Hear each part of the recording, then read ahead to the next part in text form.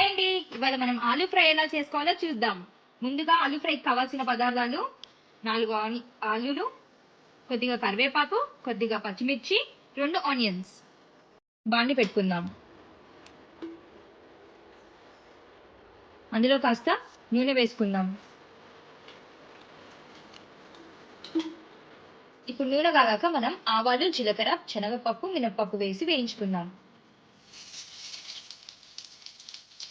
ఇప్పుడు ఆనియన్స్, పచ్చిమిర్చి, కరివేపాకు వేసుకొని వేయించుకుందాం.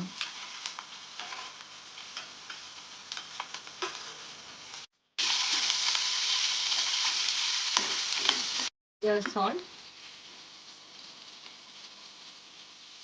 కొద్దిగా పసుపు వేసుకొని వేసుకుందాం.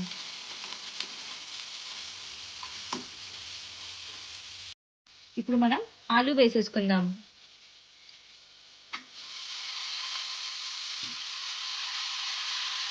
వేసుకున్నాక కలుపుకొని మూత పెట్టేసుకుందాం.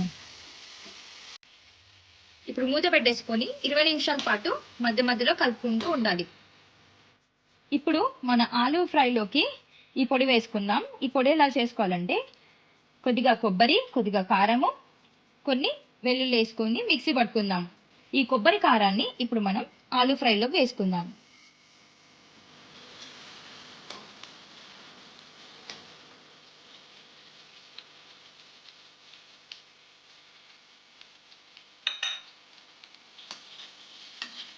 ఇప్పుడు బాగా కలిపేసుకొని